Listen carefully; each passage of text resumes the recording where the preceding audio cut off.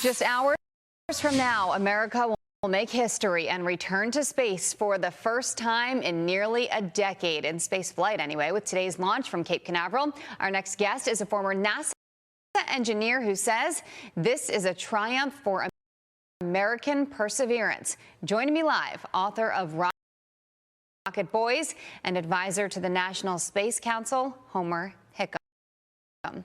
Thank you for being here. Hey, good morning, Joanne. It looks like a great day for American spaceflight. I'm looking forward to it. Tell me how important this is. Tell me what this means. Well, the main thing it means is that finally we're going to be able to put our astronauts into space from American soil. And it's been a long time coming. The space shuttle last flight was in 2011. And everybody has been working very, very hard. The company SpaceX, just an amazing company. And of course, NASA supporting it. This is going to be an all-American flight, and it's going to be just great fun to watch. I wish I was down at the Cape, but the pandemic being what it is, I'm in the next best place. I'm in Huntsville, Alabama, which is known as Rocket City, USA. Well, you're going to be watching it like the rest of us. Let's take a look at some facts here. You mentioned it's the first time in the U.S. since 2011. The mission is called Demo 2. It is scheduled at 4:33 p.m. Eastern Time from Launch Pad 39A. The astronauts there, right. Doug Hurley and Bob Behnken. Talk about, you mentioned SpaceX. Talk about the relationship between SpaceX and NASA and how it works to be able to shift this to private companies. How much of a difference that makes.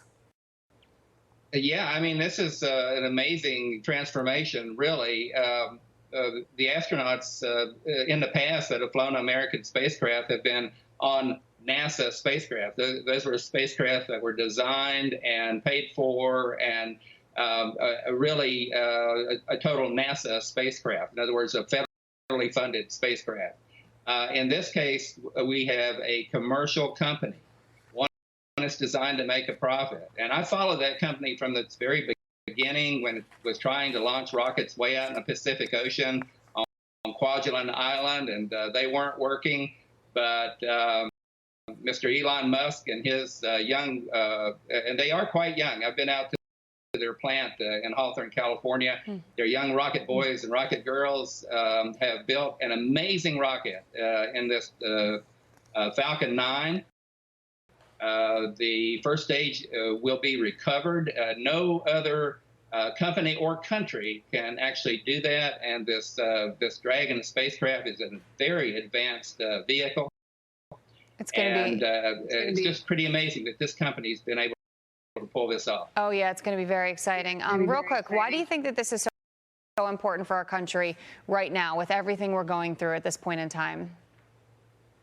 Well, this should be just a great bump in all of our morale to see this all-American company do so well. And these two great astronauts, I know both of them, and they're just tremendous human beings. And everybody behind them, though, what's really exciting, when you watch it go up, you're probably going to hear a lot of cheers and everything from these young engineers and scientists that are behind them. And that's our next generation of rocket builders. It looks like to me that we really don't have any barriers to go back to the moon and on to Mars and wherever we want to go. Well, I love it. Homer Hickam, thank you so much for joining us. We appreciate it. Exciting day. Thank you for having me. Of course, and don't forget, you can watch the live launch coverage with Neil Cavuto on Your World starting today at 4 p.m. Eastern Time. Once again, Homer Hickam, thank you.